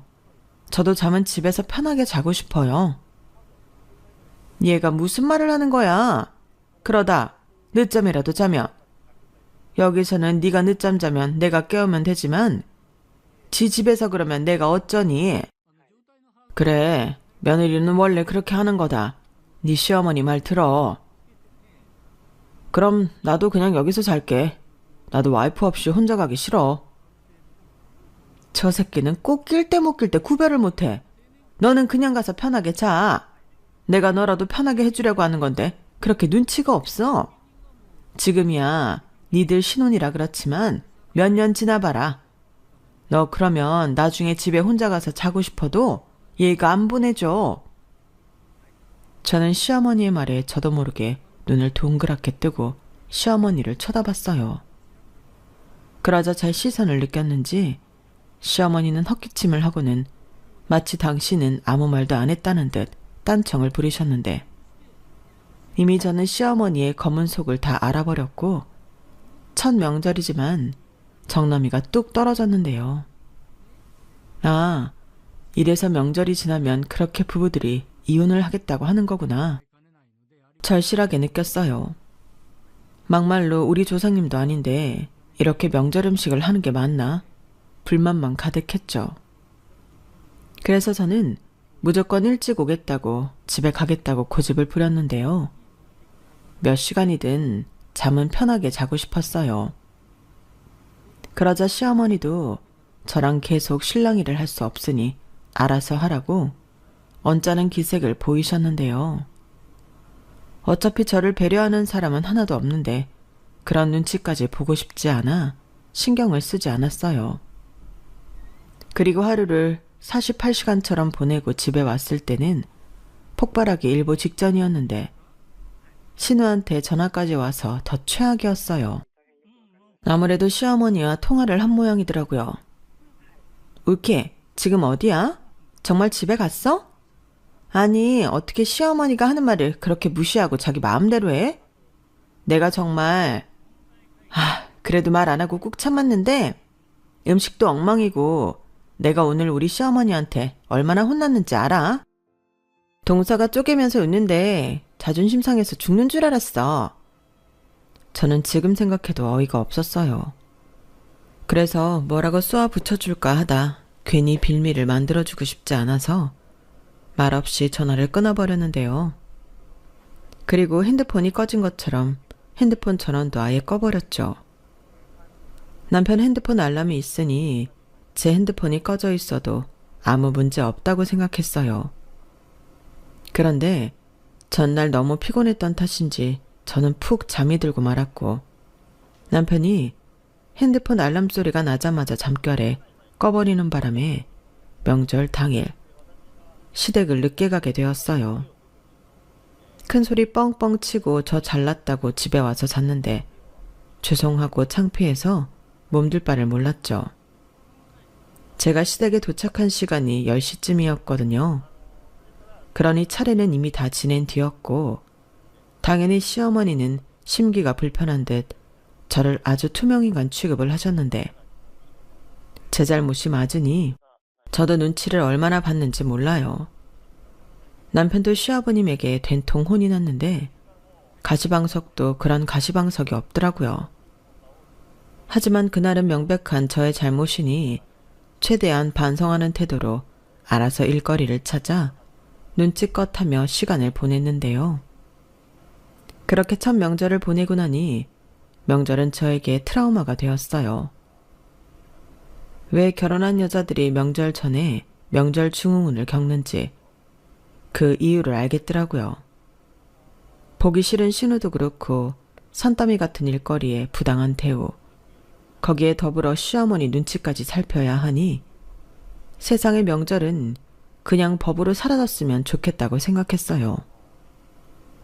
왜 쓸데없이 1년에 2번씩이나 있어서 사람을 못 살게 구는 건지 어디 민원이라도 넣고 싶은 심정인데요. 날은 흘러 결국 2번째 맞이하는 명절이 되었어요. 시어머니는 지난번 일이 있기도 해서 단단히 벼르고 계신 듯 했는데 정말 어디라도 크게 다쳤으면 좋겠다고 생각했어요. 아니면 임신이라도 하면 좋겠다고 생각했는데 그만큼 싫었어요. 그리고 제가 그러면 그럴수록 남편은 어쩐지 좀 서운해하는 눈치였는데 그게 사실이라 아닌 척도 못하겠더라고요. 이런 게 현실 결혼 생활이라는 걸 그때 실감했는데 여지없이 시어머니가 명절 연휴 하루 전날 저더러 음식을 하러 오라고 하시더군요. 지난번에야 한번 해봤으니 이번에는 더 잘해야 한다며 부담도 잊지 않고 주셨는데 진심 무서웠어요. 하지만 저라고 뭐 별 수 있나요. 여지없이 명절은 다가왔고 시어머니가 오라는 날에 도살장에 끌려가는 소처럼 갈 수밖에 없었는데요. 그날은 신우까지 와서 모녀가 쌍으로 저를 기다리고 있었어요. 옳게 왔어? 이번에는 전 태우지 말고 잘 붙여야 해. 라고 얄미운 소리까지 하는데 자기는 예쁘게 네일아트까지 받고 왔더라고요. 절대 일할 생각은 1도 없어 보였어요. 그러면서 이번에도 자기가 시댁에 가져갈 음식을 저에게 하라고 했는데 지는 제가 전을 잘 붙이는지 관리 감독을 하겠다고 입방정을 떨더라고요. 그리고 옆에서 시어머니는 아무 말도 없이 그저 웃고만 계셨는데 정말 이건 아니다 싶었어요. 제가 왜 신우 시댁에 가져갈 음식까지 하냐고요. 그래서 잠깐 뭐 좀 사올 게 있어 나갔다 오겠다고 시어머니에게 양해를 구했는데 신우가 대번에 음식하기 싫어서 도망가는 거냐고 깔깔거리며 농담이라고 웃었는데요. 저도 빙그레 따라 웃었어요. 도망가는 건 아니지만 결코 너 좋으라고 개고생은 하지 않겠다는 그런 뜻의 미소였는데 아무튼 그 길로 저는 시댁을 나와 무작정 택시를 불러 잡아탔어요. 남편한테도 말을 하지 않고 나와 택시를 타니 남편에게 전화가 오고 난리였는데 저는 무시하고 목적지를 향해 달려갔죠. 그리고 제가 도착한 곳은 시댁과 가장 가깝다는 재래시장이었는데요. 무슨 보물찾기라도 하듯 저는 전집을 찾아 헤맸어요. 그리고 이윽고 줄이 긴 전집을 발견했는데 저는 그날 그 전집의 제일 큰 손이 되기로 했죠. 아주 골고루 쓸어 담다시피 전을 샀는데요. 벌써부터 신우와 시어머니가 놀라 자빠질 모습을 상상하니 신이 나더군요. 그리고 한참을 기다려 전을 받아든 저는 시댁으로 돌아왔는데 그때까지 이 두 모녀는 수다 산매경에 빠져서 음식 준비를 전혀 하지 않았어요. 딱 보니 저만 기다리고 앉아 있었는데 저는 기세등등하게 그녀들 앞에 사온 전을 개봉해 보였죠. 그러자 예상한 대로 시어머니와 신우가 놀라서 입이 떡 벌어졌는데 시어머니가 먼저 이게 다 뭐냐고 물으셨어요. 딱 봐도 전인데 뭐냐고 물으니 전이라고 대답할 수밖에 없었죠. 헐, 대박. 올케 너 전 부치기 싫어서 지금 이 많은 걸 사온 거야? 네, 시댁에 들고 갈 전 필요하다면서요. 돈은 안 받을 테니까 알아서 골라 주워 담고 가요. 너 지금 나랑 장난하냐? 그러는 걸로 보이냐? 난 지금 매우 진심이야. 엄마! 아니, 찌민아. 아무리 전을 부치기 싫어도 그렇지 이런 걸 사오면 어떡하니? 왜요? 제가 하는 것보다 훨씬 모양도 예쁘고 맛도 좋아요. 줄이 얼마나 길었는데요. 엄마, 제 꼬라지 나서 지금 우리한테 시위하는 거야. 뭐라고 해야 해. 무슨 일이야? 왜 이렇게 주방이 시끄러워? 아빠, 이것 좀 봐. 며느리가 전 부치기 싫다고 이걸 다 사왔어. 세상에, 어떻게 이런 생각을 다 하지? 자기야, 이게 다 뭐야? 이걸 사러 아까 나간 거였어? 지난번에 한번 해보니까 영 못 해먹겠더라고. 누군 놀고 자빠졌는데 왜 나만 이런 개고생을 하나 싶어서. 그때 봤잖아. 해줘도 지랄인 거. 이럴 바에는 그냥 전문가가 만든 걸 사는 게 훨씬 이득이겠다 싶어서 사왔는데 왜 다들 이러시지? 너 정말 제정신인 거야? 아무리 지난번 명절에 골이 났어도 그렇지. 엄마, 그러니까 내 말이 맞잖아. 쟤 완전 또라이야. 아빠도 가만히 있지 말고 뭐라고 혼 좀 내. 나 참, 살다 이런 경우는 또 처음이네. 세아가, 아무리 세상이 변했어도 이건 아니지. 이게 무슨 못 배운 행동이니? 차례 음식은 자고로 예의와 정성을 다해서 준비하는 거야. 근데 이런 누가 만든지도 모르는 전을 사오면 어떡하니? 이거 다 치우고 더 늦기 전에 새로 해라. 아버님. 어른이 말하는데 말대꾸 하는 거 아니야. 너는 네 집에서 그렇게 하라고 배웠냐? 잔말 말고 부지런히 해. 당신도 거기 가만히 있지 말고 얼른 서둘러. 며느리 봤다고 아주 당신까지 나사가 풀렸어. 왜 나한테 그래? 사고는 며느리가 쳤는데. 잘한다. 집구석 아주 잘 돌아가네. 이래서 집안에 며느리가 잘 들어와야 하는데. 올케 너 때문에 이게 다 뭐냐? 빨리 잘못했다고 해. 아까는 잘만 떠들더니 내 꿀 먹은 벙어리가 됐어. 야, 김지민. 저는 신우의 깐족거림에 더는 참을 수 없었어요. 이 집구석엔 제 편이라고는 하나도 없는 것 같았는데 그도 그럴 게 남편도 선뜻 따라 나서지 못하니 더 짜증났어요. 그리고 점점 저를 향한 험악해진 분위기 속에 결국 나를 지킬 수 있는 건 나 자신밖에 없다는 생각을 하게 되었는데요. 이왕 이렇게 된 거 그날 날 잡았다 생각하고 저는 오늘 할 말 다 하기로 마음먹었죠. 여기서도 안 좋아져봤자 이혼밖에 더 있나 그런 생각을 하니 무서울 것도 없었고요. 그래서 기대에 찬 얼굴로 저를 쳐다보고 있는 신우를 무시하고 시아버님에게 다이렉트로 제 할 말을 하기 시작했는데 지금 생각해도 술 한 모금 마시지 않고 그런 말들을 쏟아냈다는 것에 놀랄 뿐입니다. 아버님, 저 할 말 있어요. 아까 차례 음식에는 예의와 정성을 다해서 준비해야 한다고 하셨죠? 그런데 저는 지난번 명절에도 그렇고 예의와 정성을 담아 음식을 하지 않았어요. 그건 누가 하는 거예요? 막말로 제 조상도 아니고 심지어 신은의 시가 쪽 조상은 더 모르는 생판 남인데 제가 왜 그 조상들을 위해 없는 예의와 정성을 담아야 하는지 모르겠어요.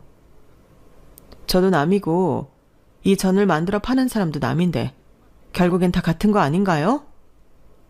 자기야, 왜 그래? 그만해. 너야말로 가만히 있어. 이혼당하고 싶지 않으면.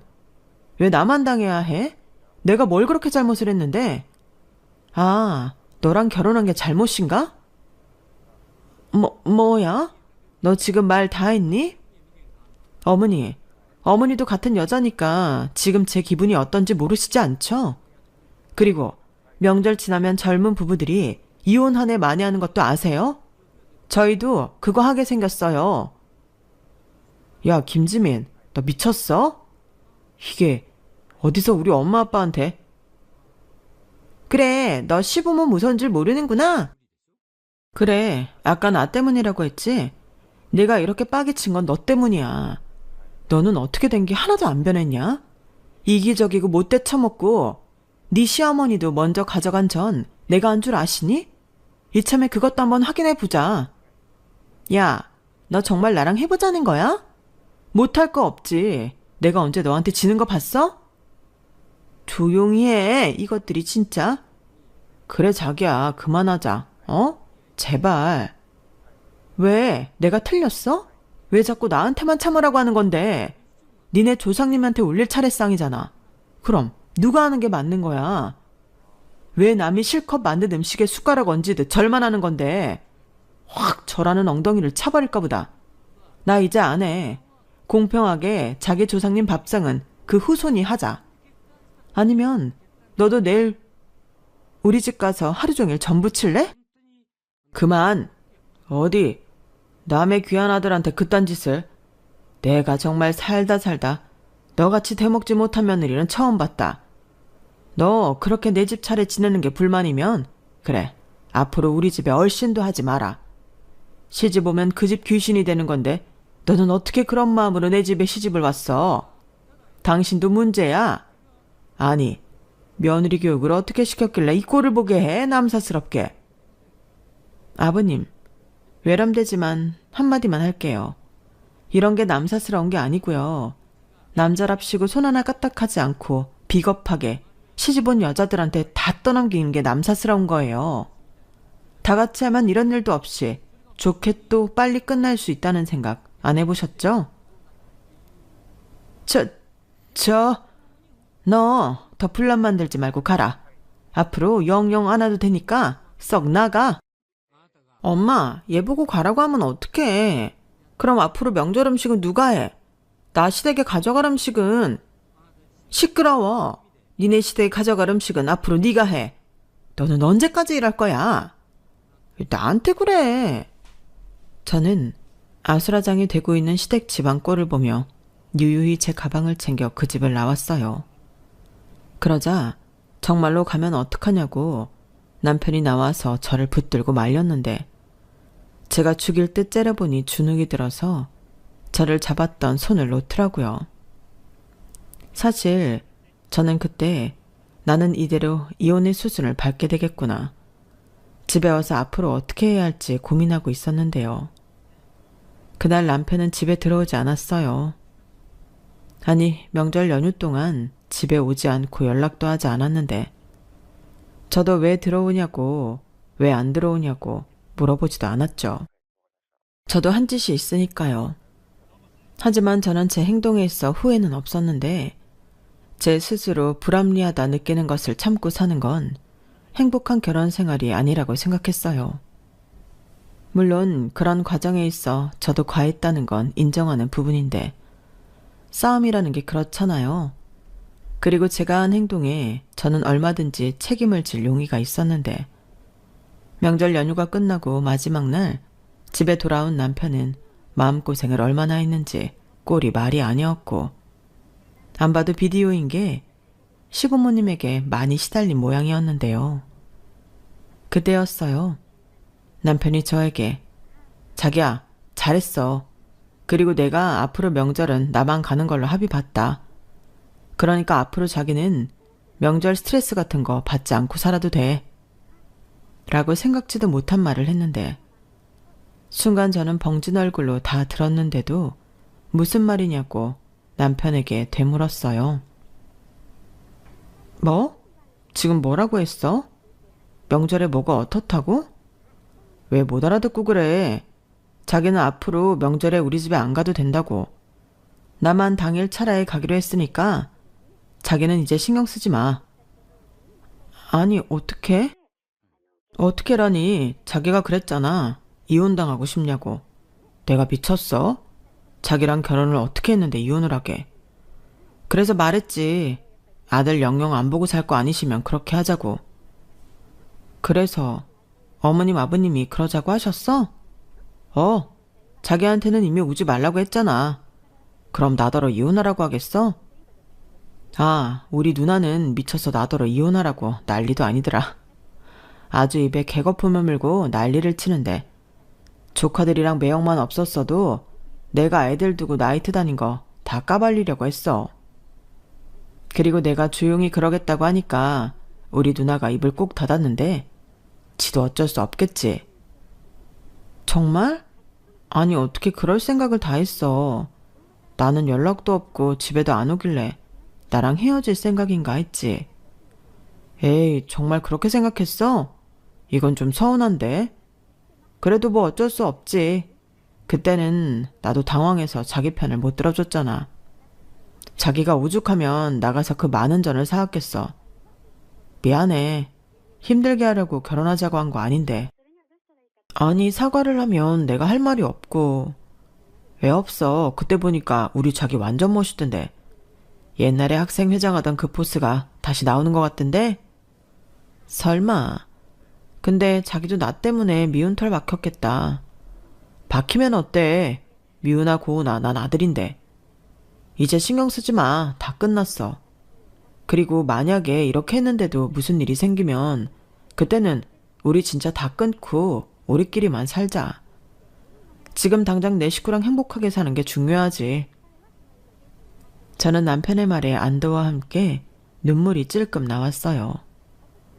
아무것도 못하는 비겁한 겁쟁이라고 욕도 많이 했는데 그게 아니더라고요.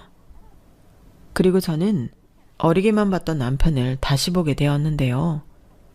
그 여파로 한동안은 시어머니와 신우 전화로 제 핸드폰에 불이 나긴 했지만 저는 끝까지 제 뜻을 굽히지 않았어요. 그 덕에 평생 먹을 욕을 그때 다 먹었는데 아무래도 저는 그 많은 욕을 먹어서 오래오래 살 것 같아요. 그리고 제가 결혼하고 시어머니에게 매달 드리던 용돈이 있었는데요. 시어머님이 제가 결혼을 하기 전에 그러셨거든요. 자기는 자식들에게 한평생 용돈이라는 걸 받아본 적이 없다고 하셨는데 그렇게 자식한테 용돈 받는 여편네가 부러웠다고 하셨어요. 그래서 제가 매달 50만 원씩 시아버님 몰래 시어머니한테만 용돈을 드리고 있었는데 명절 사건 때문에 실컷 욕을 먹은 뒤로는 제가 호구도 아니고 그 돈을 드리지 않았어요. 치사하다고 생각하실 수도 있는데 이치가 그렇잖아요. 그렇게 제 욕을 하셨는데 제가 용돈을 드린다고 해도 안 받겠다고 하는 게 맞는 거 아닌가요? 하지만 시어머니는 용돈이 들어와야 하는 날에 돈이 들어오지 않자 저에게 전화도 못 하시고 문자로 친히 좋게 좋게 풀어가자고 화해를 요청하셨는데 저는 답장도 하지 않았어요. 제가 원래 뒤끝이 좀 있기도 한 성격인데다 저도 상처를 많이 받았거든요. 그렇게 미우나 고우나 아끼시는 당신 딸에게 받으시라고 하고 저는 제 부모와 남편에게 더 잘하며 살 생각인데요. 후회해도 뭐 어쩔 수 없죠. 사실 제가 남편보다 능력 있는 며느리인데 저랑 잘 지내는 것이 본인한테도 이득이거든요.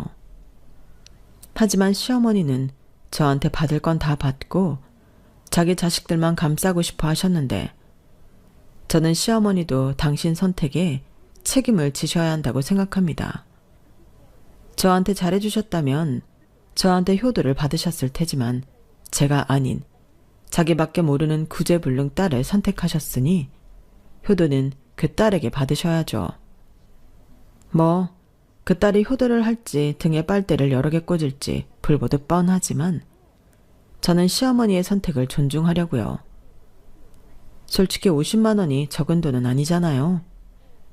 그래도 시어머니가 기뻐하셔서 그거 하나만 보고 드렸던 건데 돈 굳은 김에 적금이라도 하나 더 들려고요. 아무튼 그 사건 이후 저는 지금도 시댁과는 무관하게 살고 있어요. 중간에서 무슨 이야기가 나오는지는 남편만 알 텐데 저한테 아무 소리 하지 않은 걸 보아하니 좋은 말은 아마 하나도 없지 않나 추측할 따름입니다. 뭐 궁금하지도 않아요. 그 덕분에 저는 1년에 2번 있는 명절이 그다지 무섭거나 스트레스 받지도 않는데요. 이젠 제 친구나 회사 동료들에게 부러움을 받는 입장이 되었죠.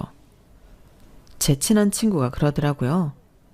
저처럼 초장에 엎었어야 했는데 그걸 못하고 참고 살았더니 자기는 불만도 없는 사람처럼 생각한다고요. 그야말로 호의를 권리로 안다며 명절마다 이혼 어쩌고 저에게 신세한탄을 하는데 도대체 이놈의 명절 문화는 언제 바뀔까요?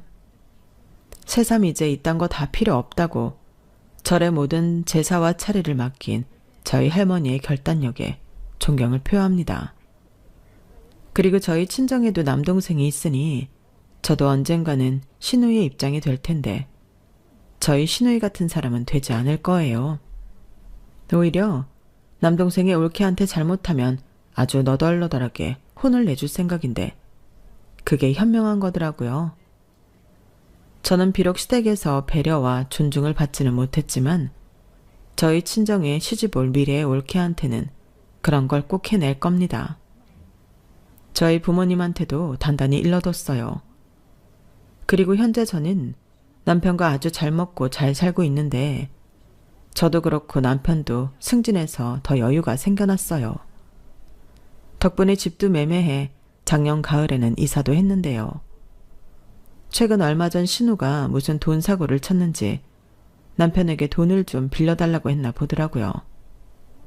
하지만 저희 집 경제 관리는 모두 제가 하고 있기 때문에 남편이 저에게 얘기해보라고 토스한 모양인데 그래서인지 신우가 새삼 친절한 말투로 저에게 연락을 해왔어요. 돈 빌려달라고요. 그것도 무려 1억이라는 큰 돈이었는데 당연히 빌려줄 리가 없죠. 일단 그런 큰 돈이 현금으로 있지도 않았고요. 오히려 어설픈 액수를 빌려달라고 하는 게 아니어서 거절하는 게 쉬웠는데 그렇게 아쉬운 소리를 하려거든 저한테 잘했어야죠. 그래도 그 1억은 좀 큰 액수라 자신은 없는데 저도 시댁에서 결혼할 때 5천만 원은 받았으니 나중에 시댁에서 도와달라고 하시면 5천만 원은 당연히 해드릴 생각입니다. 그래야 계산이 맞으니까요. 제가 너무 정이 없나요? 제가 사실 그런 캐릭터는 아닌데 잘해드려도 욕을 먹다 보니 저도 어쩔 수 없더라고요. 그리고 지금은 이렇게 사는 것도 나쁘지 않다고 생각하는데 사람의 미래는 알 수 없잖아요. 그러니 너무 나중의 일은 생각하지 말고 지금에 충실하려고요.